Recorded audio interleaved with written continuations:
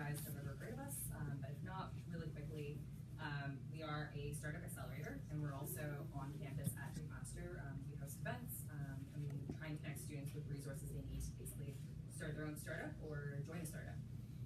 So this is kind of like a very short list of what the Forge does, but in summary, we really just connect students, we connect innovators, we connect entrepreneurs with the resources they need to accelerate to success. We have things like a makerspace in our at the Forge, so we have 3D printers, laser cutters, refill ovens.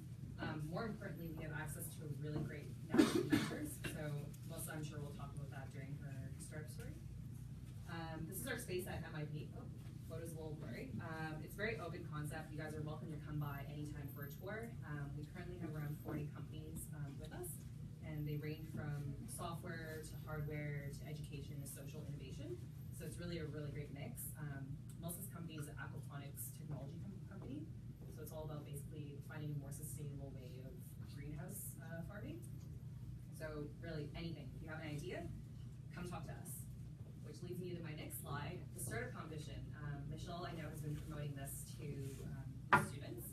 So if you guys have an idea, you guys have some sort of target audience that would benefit from solving this problem and also some sort of proposed solution, apply. That's really all you need. And you also need to be a McMaster student, but highly encourage you guys to apply. You could win up to $20,000 in cash prizes and entry into the Forge to basically fund your startup idea. So without further ado, I'm happy to introduce Melissa. She's the founder and CEO of Lumago Technologies, and she's here to talk about her startup story and basically share her kind of do's and don'ts. Great. Okay. So, yeah, I'm Melissa. We're Lumago, or I guess I'm Lumago. So where did Lumago come from? So originally we started out kind of as you guys. I'm from the W Booth program over in ETB. So we had an idea. This idea started as aqua foods. We thought a lot of farming nowadays, or at least a lot of our food nowadays, is coming from overseas, down south. Even though we have the ability to produce a lot of this food locally, we have greenhouses not 20 minutes from here. So we're looking at ways of bringing this food production back home, not only for health and safety reasons, but for the local economy, for the freshness of the food. I'm sure you guys all noticed that during the winter months, things like tomatoes, cucumbers, they kind of don't taste as nice as they do in like late August. So a lot of that's because they're picked in Mexico a week ago, and then shipped all the way up north and sold at our grocery stores. And they look right, but they were not actually really right. So yeah, we started as aqua foods, where we looked at bringing food production into the restaurant, because this is an industry that would pay a little more for high quality foods. And then we decided, or we realized that nobody wants to cook and clean a fish not 10 minutes from where your customers are, not 10 meters, sorry, from where your customers are sitting, because you get the very fishy smell, and customers are not going to like that. So we started to shift our look at where could this aquaponics technology be implemented that would be useful to the local economy, and we actually came to the conclusion, especially after talking about greenhouses, that the greenhouse would be a great place to implement our technology. It's a controlled environment, they're already producing food, they have the infrastructure to sell this food, and that's where fish technologies came in. So FISH stands for Farming Innovation and Sustainable Horticulture, just so happen to do fish, which is great because aquaponics is this cool relationship between fish, which produce waste and effluent, which is converted by microbacteria into nutrients that the plants can then uptake, cleaning the water again for the fish. So in all theory, it's a completely isolated system where all you have to do is feed the fish, and you get plants out with the summer, obviously. So at this point, we entered into the Spectrum stand-up pitch competition. I stood up there in front of more people than I was willing to stand up in front of. Got really nervous and pitched. At this point, all we had was a little desktop model with our aquaponics idea. We had no customers, we had no validation that our technology was going to work. But we walked away being one of the recipients of the $20,000, which kickstarted us to Lumago Inc. You can see that we've had another name change. They kind of each signify a big change in the company. We switched to Lumago because fish technologies was a little confusing. Greenhouses would hear fish, they put their hands up and say, we don't do fish, not interested. So we switched to Lumago, which in Tagalog, which is the Filipino language, which meant something, or means something because one of the original people working on this project is from the Philippines. It means to grow both financially and environmentally. So we switched to Lumago, and now we do expandable aquaponics for greenhouses on both a small scale and a large scale. Now I say we do, we actually don't have sales yet. We're still pre-revenue, we're still in the R&D stage. That's sort of where we came from. We started out as a group of 5 in an academic program. We're now a group of 2, myself the founder, and 1 employee. So this is a little bit more about what our company produces. So you have infrastructure, you can see on the bottom, your left, and you've got your fish tank. You have, here's a very simple biodigester system. So the water comes in, takes up the solids are then digested, and you've got a bioreactor, which is where all the bacteria does its magic. You then have these floating grow beds, which is a spot where all the plants are growing. Currently we're growing, lettuce in Niagara College, and all of the system works fairly independently. However, there are some things that need to be monitored, like water quality, where our control system is coming in. So the 1 employee that we have right now is working heavily on our model predictive controller.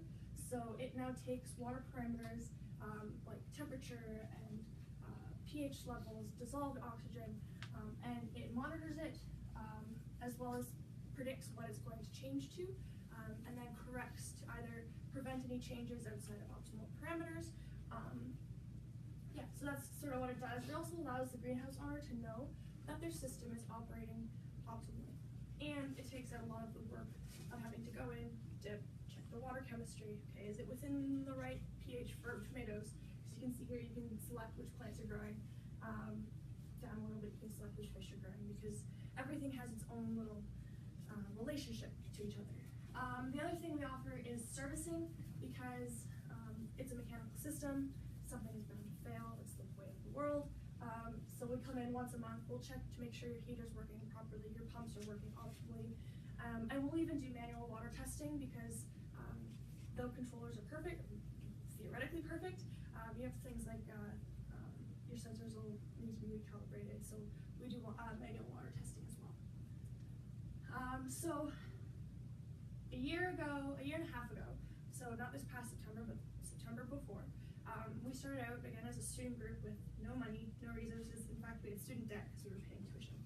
That's what you guys probably are doing right now. So we didn't really have the resources to start a company. The nice thing about the program I did is they walked you through how to start a company. So we had things like a business plan developed. We did market research, but we didn't have money to do any of the R&D. We had no money to prototype.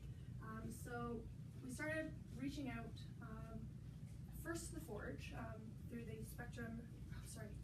Forge at Mac. It used to be called Spectrum, that's why. Forge at Mac student startup competition is the new name, and they've provided us funding.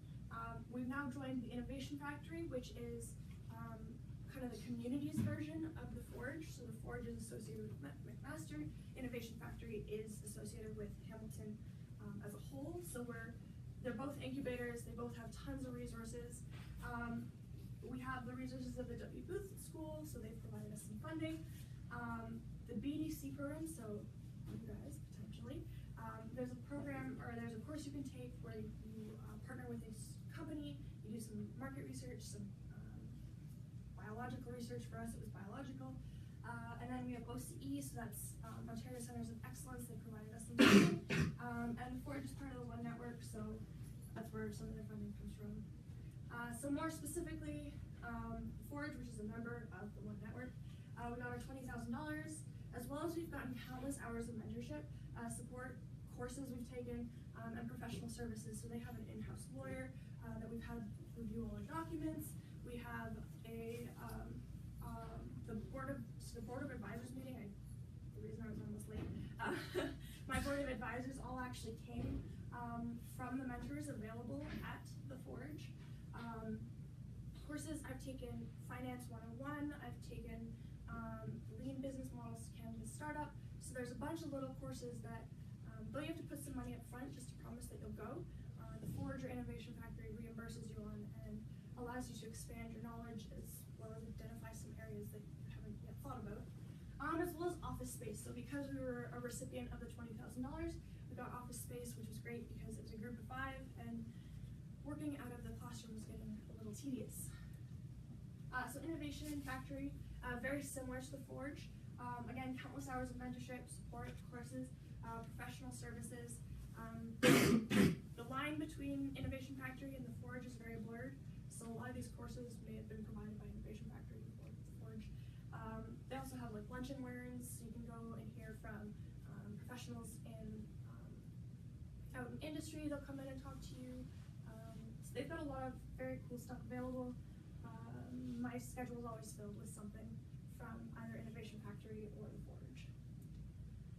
OCE, so far we've gotten $10,000 from a Talent Edge program.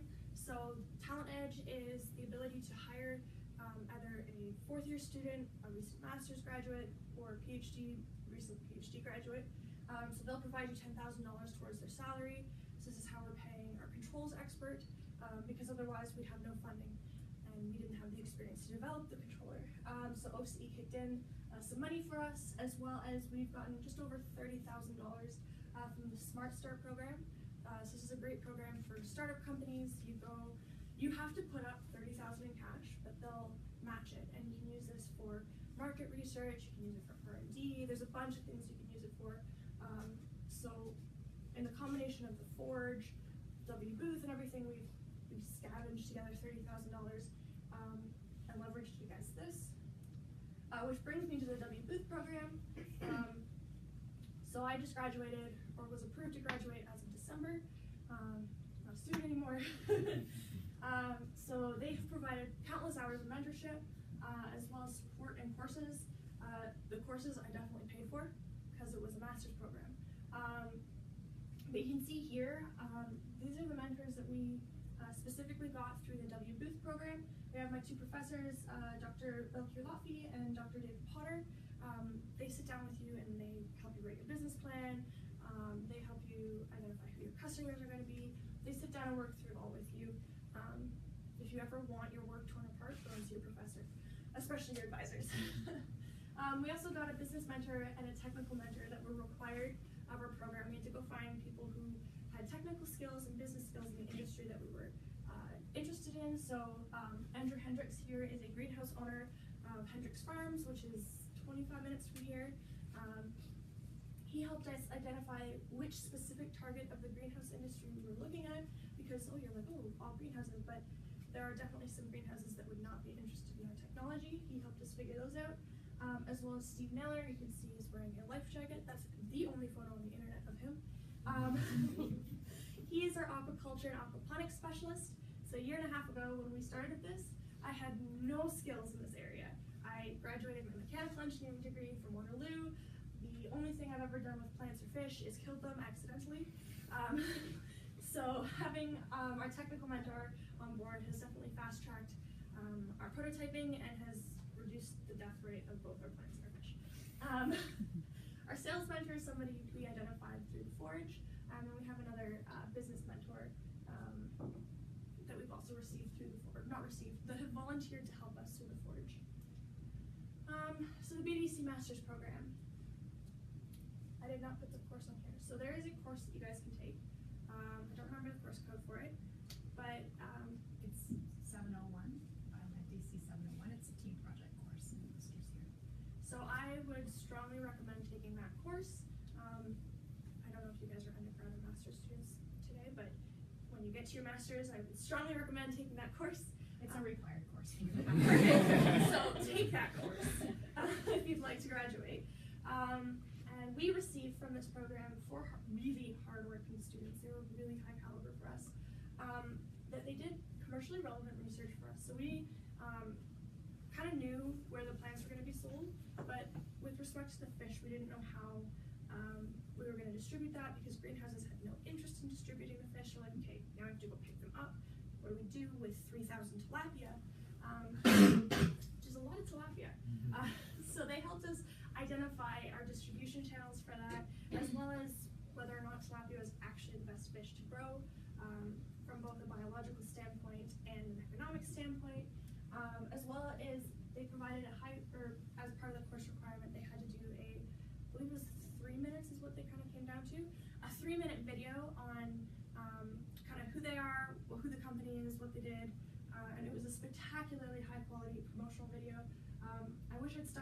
there, but I believe you can find it on YouTube if you Google Lumago, and if not, you'll be able to find it by the end of the day. So you get to learn kind of what it's like being either in a startup company or in a company that's relevant to your industry, and we get some wonderful free labor, which we've only had amazing success with. So kind of back to who we are, about the general industry trends that we saw and how you guys fit in with us. So greenhouses were suffering from decreasing profitability, again because food was coming in from Mexico, and they were stagnating their business growth. So though year over year they were still building more greenhouses, they weren't making more money, despite the fact these greenhouses were getting bigger. So we saw the opportunity that the greenhouses customers, so you and I who go grocery shopping, are looking for more local, sustainable, and organic food. I know a lot of you are like, okay, that's hippy-dippy, but that hippy-dippy trend is large and it's growing quickly. So we sort of hopped on that in both an economic and ecological standpoint, and realized that aquaponics really does address all of these. So because we don't dump any water in the local water reserves, we're reducing nitrates in the lakes. Because of the fish, you can't use pesticides, and now it's organically certifiable, as well as because it has to be grown indoors, it can now be grown much more locally with the higher profit margins. Like there was a whole bunch of reasons, and so it came down to aquaponics, which came down to Lumago. The big issue with aquaponics in the current industry is there's very little commercial development underway. There's very little research on it. About 70 years ago, people were looking, okay, do we do hydroponics or aquaponics? Because there was no biology involved in hydroponics, that's where they spent 70 years researching. So we are 70 years behind, but we're moving quickly. So what did this kind of mean for us? It meant there was a lot of room for mechanical R&D, for biological R&D, which is kind of what I love because I did mechanical engineering. Sorry, I love the mechanical R&D, did mechanical engineering. The biological R&D, our mentor is helping us with. So there was a lot of room for expansion, which meant there was a lot of room for a new company. So why did I choose the startup life? So I knew what I wanted to do. I specifically wanted to work in the environmental area under mechanical engineering, kind of broad umbrella, but those jobs don't really exist. Not today, not yesterday, and they probably won't exist for another 20 years. So no one was hiring. So I made the job myself. This is what I wanted to do, and this is what I did.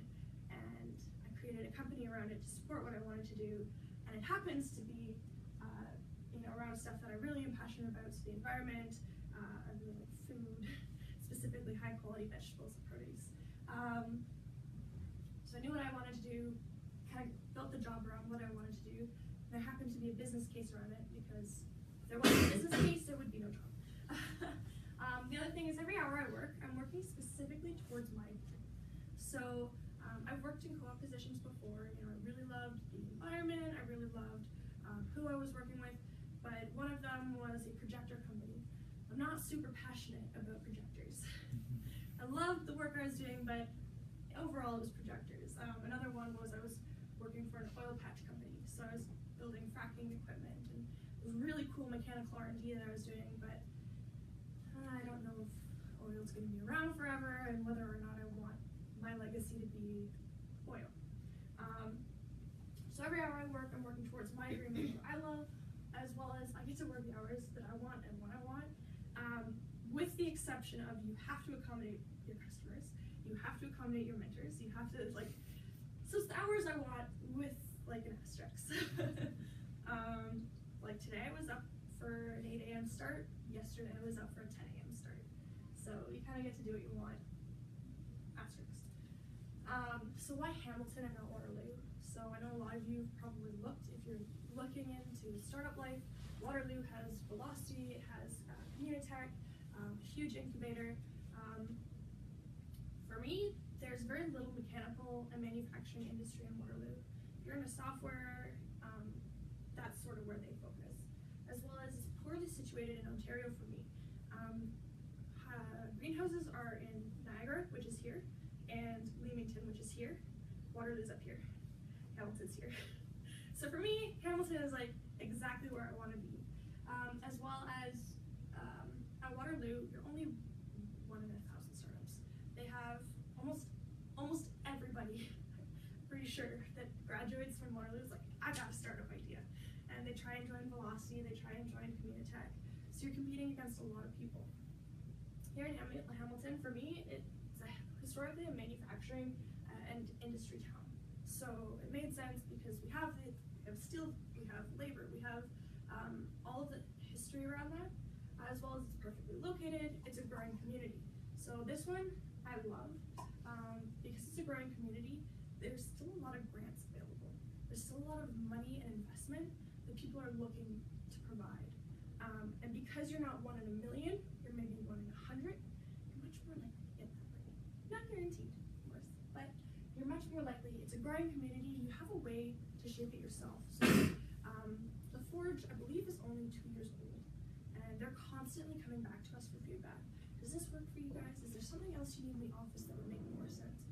So you still have an opportunity to make a big difference here in the startup industry. As well as you're the one, you're not 1 in 1,000. There are, 4 people who really support at the Forge, and there are, I know they say 40 companies at the Forge, but there's maybe 15 of us who have office space, and we get one-on-one time with those 4 who support us almost at, like, anytime we need. They're not busy, they're looking to help, and they're constantly focused on me. So that's why I really like Hamilton. I probably will never move back to Waterloo, even though that's where I was. So this is really important because I'm from Waterloo. So I did my undergrad at Waterloo, I grew up in Waterloo. It would be really easy to go home, but it makes no sense to go home. I don't think I will probably ever go back home. Hamilton seems to be the place, the new place for startups. So how can you get engaged? So I've now talked for half an hour. So the Forge is a great place. The Forge at Mac, which you guys might have a little more access to, because I believe it's on campus. Innovation Factory. So these 3, just come visit us. Come talk to Vanessa, who's at the Forge. I'm not sure who's, I think Vanessa's also Forge at Mac. Are you Forge at Mac? Yeah. Okay, so Vanessa's also Forge at Mac. Innovation Factory, come talk to the Forge and we'll introduce you to the Innovation Factory. But they have so many people just to come talk to, bounce some ideas off of them, see if it's, what stage you're at. Do I apply for the $20,000? Should I just, think about it more? Subscribe to our newsletter, to the newsletters. So they send out tons of newsletters. You may find me sending a little too many newsletters, but if you want to know what's going on, the newsletters are great. They highlight which companies are doing what. They talk about new funding that's available. So any of you guys who subscribe to the Forge, you know that there's a competition coming up because it's in every email. So subscribe to their newsletters, attend the events. So the startup competition, the applications are open right now. Even if you don't think you're eligible or at the right time, still come to this because you get to see what sort of, either for next year, what you're up against or what you're looking to develop. Yeah, I think you should get engaged, especially if you're interested in the startup world or life, or just have a great idea that you think could go somewhere. It might still need a lot of research. Aquaponics still needs tons of research, and our technology is far from being completed. But we're started now because it's better to start now while you're still young and have time than in 10 years when you're like, oh man, somebody else already did my idea. I had that idea 10 years ago. What if I'd only done something about it? So, engaged. As well as, again, if you're undergrad or master's, I'm not exactly sure, check out BDC 701. You work closely with startup. It's both technical and business oriented. And come visit W Booth School. So if you have not decided where you're doing your master's, I'm not trying to take you away from BDC, but there's also the potential to do it at the W Booth School. It's much more business focused than it is biomedical focused. But if you're serious about a startup company, I would at least go visit Deborah. She'll walk you through what they do, and it'll help you decide whether or not it's something you're interested in pursuing, as well as attend community events. So twice a year they have the